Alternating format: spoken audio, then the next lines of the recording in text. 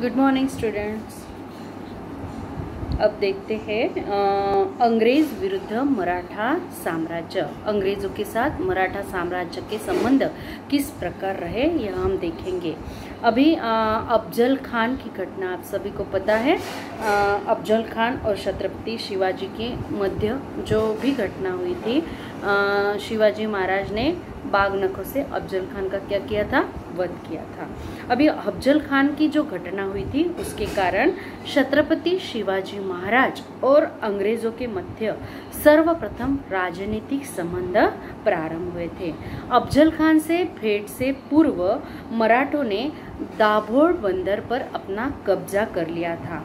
इस बंदरगाह में अफजल खान के 3 जहाज जो थे वो माल उतारने के तैयारी में आए थे। दाभोळ बंदरगाह में अफजल खान के 3 जहाजों का सामान उतरने वाला था, किंतु उसी समय अफजल खान का क्या हो गया था, शिवाजी महाराजों के हाथ वध हो गया था, मृत्यु हो गया था। और उसकी मृत्यु का जो समाचार था वो सारी तरह फैल गया था। यह समाचार सुनते ही अफजल खान का जो दाभोळ में एक प्रतिनिधि था, महमूद शरीफ नाम का, उसने संपूर्ण संपत्ति, माल और जहाज वो लेकर राजापुर में वो भाग के जा रहा था। अफजल खान का जो बेटा था फाजल खान, उसने राजापुर का सूबेदार अब्दुल करीम को अपने पिता के जहाजों से माल उतारने के लिए कह दिया था। यानी सब डिसाइड कर लिया गया था कि यहाँ से जहाज जो है अफजल खान का जो प्रतिनिधि था महमूद शरीफ लेके राजापुर जाएगा, और राजापुर पर जो प्रतिनिधि था अफजल खान का वहाँ पर माल उतार लेगा। मराठों ने इसी अवसर का लाभ उठाया और राजापुर बंदरगाह पर आक्रमण कर दिया और उसे जीत भी लिया। अभी मराठों ने क्या किया कि अफजल खान का जो माल राजापुर में उतर रहा था उसी वक्त राजापुर पर आक्रमण कर लिया और सारा माल जब्त कर लिया। अभी अब्दुल करीम ने अंग्रेजों से कर्ज लिया था। जो अब्दुल करीम था वो क्या था, राजापुर का सूबेदार था अफजल खान का। उसने अंग्रेजों से कुछ कर्ज लिया था और वह उसको चुकता नहीं कर पा रहा था। अंग्रेजों ने भी इसका लाभ उठाया और अब्दुल करीम ने जो 3 जहाज राजापुर में उतारे थे, वहां पर एक जहाज कर्ज के शोधन के लिए अपने अधिकार में कर लिया। इस प्रकार मराठों ने राजापुर पर आक्रमण किया और अफजल खान के जो जहाज थे अपने हिस्से में कर लिया, अपने बाजू में कर लिए। लेकिन उसी वक्त अंग्रेजों ने जो कर्ज दिया था मुगल सूबेदार को या अफजल खान के सूबेदार को, तो उस पर एक जहाज पर अंग्रेजों ने अपना अधिकार बता दिया। अभी मराठे जहाजों का अधिकार प्राप्त करने के लिए अंग्रेजों के हाथ धोकर पीछे लग गए कि आप अपना अधिकार नहीं बता सकते, लेकिन अंग्रेज जहाज वापस करने के लिए मना कर रहे थे। इस पर उपाय के रूप में मराठों ने जैतापुर स्थित अंग्रेजों के दलाल वेल्जी को बंदी बना दिया। अभी वो जहाज तो नहीं दे रहे थे अंग्रेज मराठों को, तो मराठों ने क्या किया कि जैतापुर पर अंग्रेजों का जो दलाल था वेल्जी नाम का, उसको क्या बना दिया, बंदी बना लिया। अभी उसको रिहा करने के लिए फिलिप गिफर्ड नामक अंग्रेज अधिकारियों ने मराठों से भेंट करने के लिए वो राजी हो गया। उसे भी मराठों ने, गिफर्ड को भी क्या बना दिया, बंदी बना दिया। आगे चलकर कुछ दिनों के पश्चात इन दोनों को मराठों ने रिहा कर दिया। लेकिन इस घटना के कारण जो कुछ भी घटना हुई थी एक जहाज के पीछे, तो उसके कारण मराठा और अंग्रेजों के संबंध में कड़वाहट आ गई थी। उसके बाद देखो, जब शिवाजी महाराज पन्हाड़ा के किले में घिर गए थे, दूसरी घटना हम देखेंगे कि जब शिवाजी महाराज पन्हाड़ा के किला में घिर गए थे, तब आदिल शाह को तोपों के गोला बारूद की आपूर्ति करने के लिए रेविंगटन, गिफर्ड और वेल्जली ने सहायता की थी। इस घेराव में शिवाजी महाराज हाथ में आएंगे, इस बारे में इन सभी को विश्वास था कि ये जो पन्हाड़ा का घेराव है इसमें शिवाजी महाराज आदिल शाह के हाथ लगेंगे ही लगेंगे। किंतु शिवाजी महाराज वहां से बच निकलने में सफल हो गए और अगले ही वर्ष में राजापुर के आक्रमण में उन्होंने अंग्रेजों को क्या कर दिया, पराजित कर दिया था। Henry Revington, Richard Taylor, Rudolph Taylor, Philip Gifford आदि जो अंग्रेज अधिकारी थे उनको बंदी बना लिया गया और 2 वर्ष का उनको कारावास भी दिया गया। उसके बाद देखेंगे कि शिवाजी महाराज की जो राज्याभिषेक समारोह चल रहा था उसके लिए अंग्रेजी वकील जो था हेनरी ऑक्सीडेन यह उपस्थित था। उसने राजापुर में कोठी स्थापित करने की शिवाजी महाराज से अनुमति प्राप्त कर ली थी। 12 जून 1674 को अंग्रेज और मराठों के बीच संधि हुई थी। उसके अनुसार स्वराज्य में व्यापार करने के लिए अनुमति देना, राजापुर, चौल, कल्याण में कोठियां स्थापित करना, अंग्रेजों के माल पर 2.5% चुंगी कर लगाना आदि शर्तें मराठों ने किस पर लगाई, अंग्रेजों पर लगाई थी। अंग्रेजी सिक्के मराठा राज्य में नहीं चलेंगे, इस प्रकार का आदेश भी शिवाजी महाराज द्वारा निकाला गया। अगर कोई जहाज फूट जाए, डूब जाए, उस तट पर पाया गया अगर, तो अंग्रेजों का माल उन्हें वापस किया जाए, उसे डुबोना नहीं और जंजीरा के सिद्धि से संधि की जाए आदि अंग्रेजों द्वारा रखी गई शर्तों को शिवाजी महाराज ने अस्वीकार कर दिया। शिवाजी महाराज ने क्या किया कि कुछ शर्तें रखी और अंग्रेजों ने भी रखी, लेकिन अंग्रेजों ने जो शर्तें रखी थी कि अगर कोई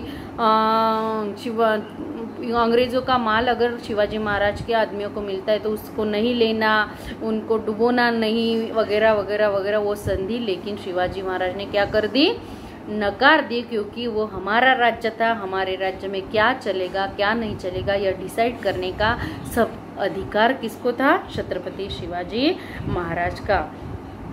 यानी मराठों का सार्वभौमत्व अबाधित रखने के लिए शिवाजी महाराज ने यह सब निर्णय लिए था। अभी छत्रपति शाहू के कार्यकाल में के बाद भी नाना साहेब पेशवा ने अंग्रेजों की सहायता लिए जाने के कारण अंग्रेजों को मराठों के शासन कार्य में प्रवेश करने का क्या मिल गया, अवसर प्राप्त मिल गया, क्योंकि नाना साहेब पेशवा ने अंग्रेजों की सहायता मांगी थी। उसके बाद उसके जो पुत्र थे नाना साहेब पेशवा के, माधवराव प्रथम, वो पेशवा बने। उनके बीच भी सत्ता के लिए संघर्ष चल रहा था। उनके जो चाचा थे रघुनाथ पेशवा, वह भी पेशवा पद चाहते थे, लेकिन राघोबा दादा क्या हुए, माधवराव पेशवा के खिलाफ अंग्रेजों से जाकर मिल गए। इसीलिए इसका परिणाम क्या हुआ कि अंग्रेज के जो वकील थे वो पूना दरबार में उनका आगमन हो गया और 1765 में अंग्रेजों ने मालवन का किला जीत लिया। पेशवा माधवराव प्रथम के मृत्यु के पश्चात उनके जो छोटे बंधु थे नारायणराव पेशवा, उनको पेशवा पद मिल गया। उसके कार्यकाल में भी अंग्रेजों ने ठाणे, वसई, विजयदुर्ग, रत्नागिरी आदि स्थानों पर अपना अधिकार कर लिया था। इस प्रकार अंग्रेजों ने शाहू और पेशवा के समय भी उनमें क्या रहे, संबंध मराठों के आए थे। अभी व्यापार की दृष्टि से अंग्रेजों को साष्टी, वसई, कोंकण तक का प्रदेश अपने प्रभाव में होना चाहिए ऐसा लगता था। इस दृष्टिकोण से उन्होंने कुछ गतिविधियां भी प्रारंभ कर दी थी। पेशवा रघुनाथराव अंग्रेजों में को शरण चला गया था। उनके साथ लेकर अंग्रेज सेना पूना की ओर प्रस्थान किया। पूना के निकट जो वडगांव था वहां पर अंग्रेज और मराठा में पहला युद्ध हुआ। इस युद्ध में प्रथम अंग्रेज मराठा युद्ध में अंग्रेजों का पराजय हुआ। युद्ध के अंत में जो तय संधि हुई उसको वडगांव की संधि कहा जाता है। आगे चलकर नाना फडणवीस पेशवा बने। नागपुर के भोसले, निजाम, हैदर की सहायता से अंग्रेजों के विरुद्ध यह चतुसंघ भी खड़ा हो गया था, परंतु अंग्रेजों ने इस चतुसंघ में फूट डाली। फूट डालकर निजाम को उससे अलग कर दिया। लेकिन इन सभी घटनाओं के दरमियान हिंदुस्तान में अंग्रेजों को स्थायी रूप से शासन करना है तो मराठों को पराजित करना आवश्यक है। यह बात अंग्रेज अधिकारी वॉरेन हेस्टिंग को ध्यान में आ चुका था कि अगर आपको भारत में शासन करना है, स्थायी रूप से अगर हिंदुस्तान में रहना है तो आपको किसी भी तरीके से मराठों को पराजित करना होगा। यह बात उनके ध्यान में आ गई थी। 1795 में खरड़ा का युद्ध हुआ। वो किसके साथ हुआ? मराठा और निजाम में। इसमें मराठों ने निजाम को क्या कर दिया? पराजित कर दिया। इस युद्ध में मराठों के छावनी में एक अंग्रेज वकील था। उसने मराठों की युद्ध नीति का सिलसिलेवार विवरण और अध्ययन किया है। उसके ही आधार पर आगे चलकर लॉर्ड वेलेस्ली ने मराठों को पराजित किया और उसमें वह सफल रहा। नाना फडणवीस की जब मृत्यु हुई तो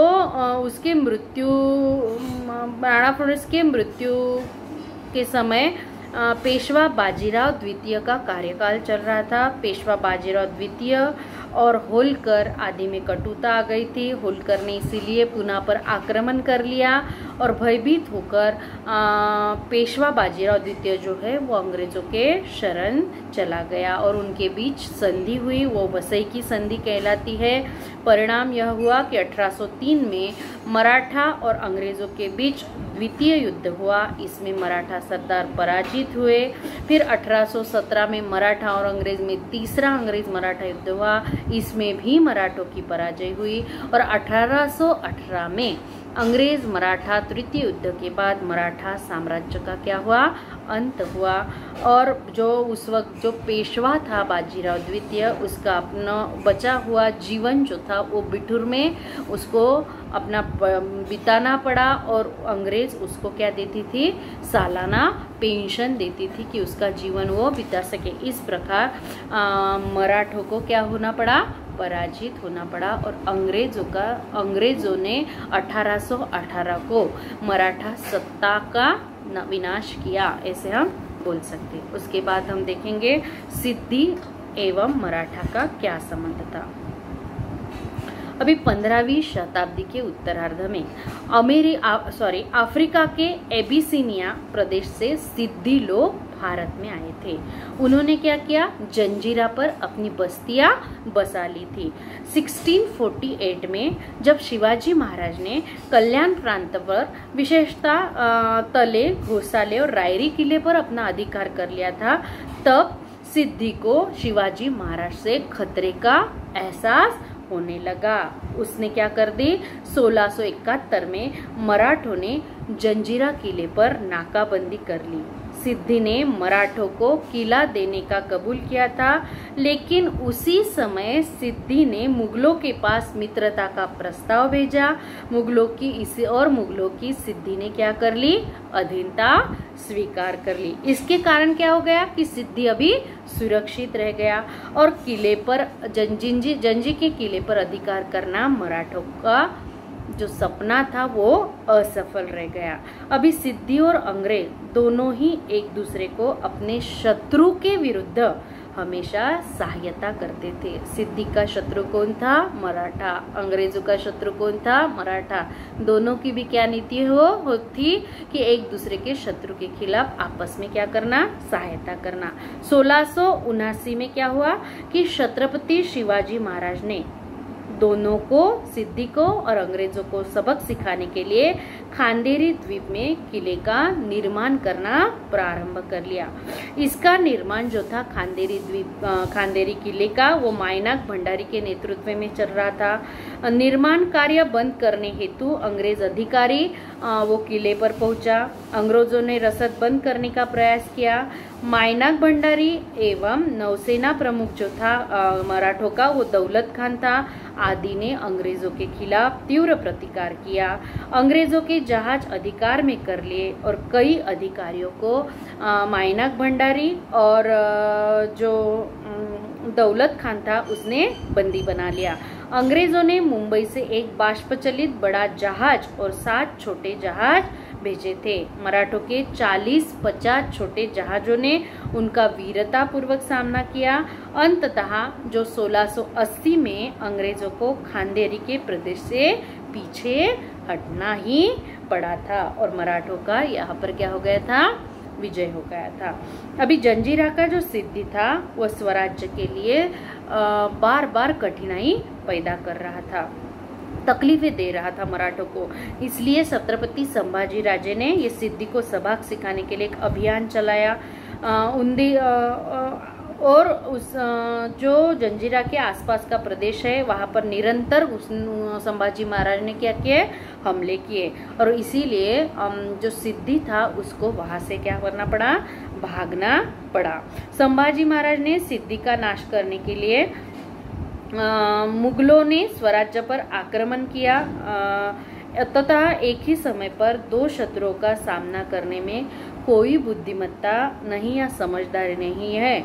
इसीलिए मराठों ने सिद्धि के विरुद्ध अभियान को स्थगित कर दिया था। जिस वक्त संभाजी महाराज ने सिद्धि पर आक्रमण किया था उसी वक्त दक्षिण में मुगलों ने फिर से आक्रमण कर दिया था। इसीलिए संभाजी महाराज ने यह विचार किया कि एक ही साथ दो शत्रुओं के साथ निपटना ठीक नहीं होगा। इसलिए उन्होंने सिद्धि की जो मुहिम चल रही थी उसको बंद कर दिया और वो वापस दक्कन में चले गए। छत्रपति संभाजी महाराज के बाद राजा राम, उसके बाद महारानी ताराबाई, इन्होंने भी औरंगजेब के विरुद्ध एकजुट करके लड़ाई दी थी। इसके कारण उनका जो पश्चिमी शत्रु है उन पर क्या हो गया था, दुर्लक्ष्य भी हो गया था। उसके बाद बाजीराव पेशवा के काल में सिद्धि के विरुद्ध मराठों ने कार्रवाई करना प्रारंभ किया था। बाजीराव प्रथम के छोटे बंधु जो थे चिमाजी अप्पा, उन्होंने भी सिद्धि के विरुद्ध युद्ध किया था। इसमें मराठों ने बड़ा विजय भी प्राप्त कर लिया था। अंततः मराठा साम्राज्य और सिद्धि के बीच एक संधि हुई और सिद्धि ने मराठों की अधीनता क्या कर ली, स्वीकार कर ली थी। इस प्रकार मराठों ने सिद्धि को भी अपने सामने झुकने के लिए क्या कर दिया था, मजबूर कर लिया था। उसके बाद हम देखेंगे अफगान विरुद्ध मराठा साम्राज्य। अभी 18वीं शताब्दी के पूर्वार्ध में क्या हुआ था, दिल्ली का जो बादशाह था उसके साम्राज्य में दिल्ली, आगरा और पंजाब का क्षेत्र आता था।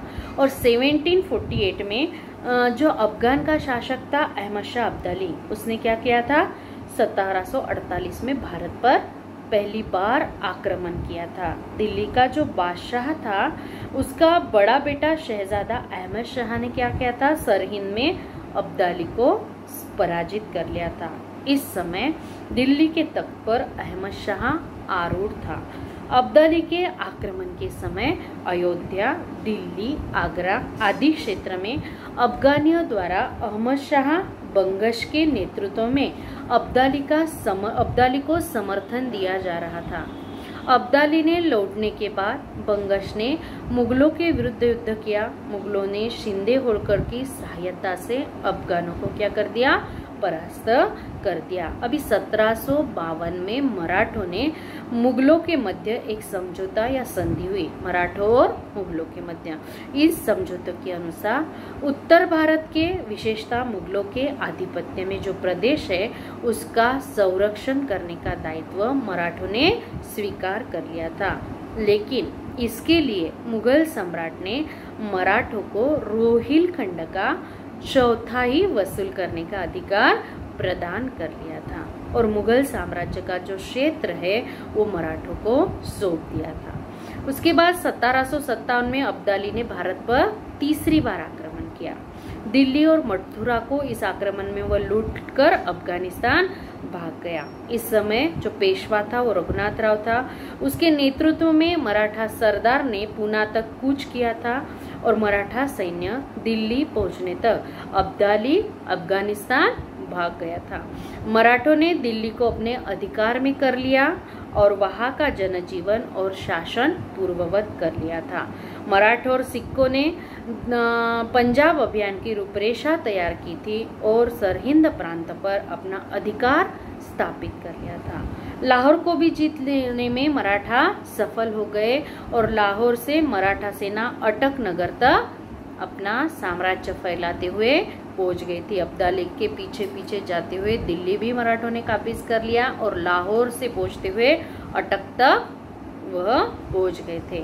अभी 1759 ने अब्दाली ने भारत पर चौथी बार आक्रमण किया था। उस वक्त उसका जो प्रतिकार था मराठा सरदार दत्ताजी और जनकोजी शिंदे ने किया था। अब्दाली की गति और आक्रमण इतना तीव्र था कि उसने उस वक्त पंजाब को जीत लिया। इस युद्ध में दत्ताजी शिंदे को वीर मरण आ गया।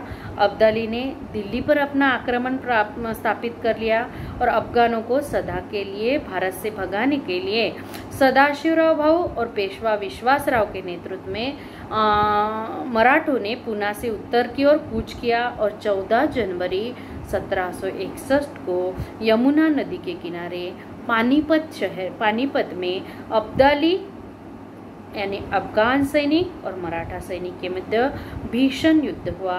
यह जो युद्ध है इतिहास में पानीपत का तीसरा युद्ध नाम से पहचाना जाता है। इस युद्ध में जो मराठा सरदार का नेतृत्व था वो पेशवा सदाशिवराव भाऊ और विश्वासराव ने किया था। ये दोनों भी इस युद्ध में मारे गए।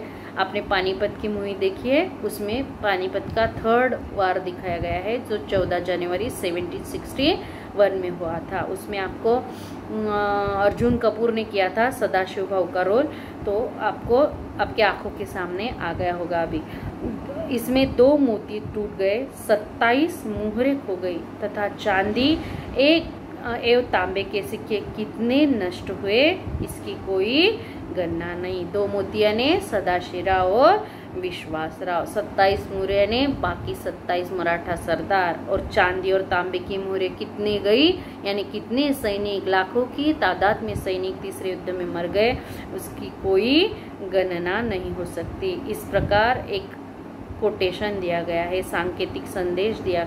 हिंदुस्तानी यानी भारतीयों के लिए हिंदुस्तान इस प्रकार की व्यापक भूमिका अपनाते हुए मराठों ने पानीपत का युद्ध लड़ा था। केवल मराठा का युद्ध लड़ा था क्या? नहीं, पूरे भारत के लिए परकीय सत्ता यानी अफगानी सत्ता के साथ वो लड़े थे।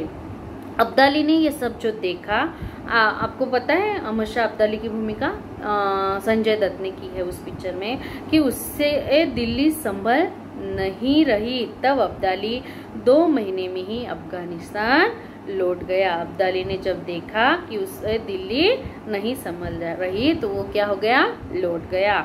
मराठों द्वारा किए जा रहे कड़े प्रतिकार के कारण उसकी और उसके उत्तराधिकारियों की पुनः भारत पर आक्रमण करने की हिम्मत नहीं हुई। इसके बाद अहमद शाह अब्दाली ने भारत पर कभी भी आक्रमण नहीं किया। इस प्रकार अफगानियों के साथ भी मराठों का बहुत बड़ा संघर्ष हुआ। उसमें लाखों की संख्या में मराठा, यानी ऐसे बोला जाता है एक पीढ़ी की पीढ़ी उसमें चली गई। कितनी औरतें विधवा हो गई, कितने बाल बच्चे मर गए, बाल बच्चे अपने माँ बाप के बगैर उनको आगे का जीवन जीना पड़ा, कितने लोग अपाहिज हुए थे। इस प्रकार मराठों का पुर्तगालियों, डच, अंग्रेज, अफगानी, उसके बाद सिद्धी आदि लोगों के साथ क्या आ गया था? संपर्क आया था। यहाँ पर अपना जो चौथा चैप्टर है वो खत्म होता है।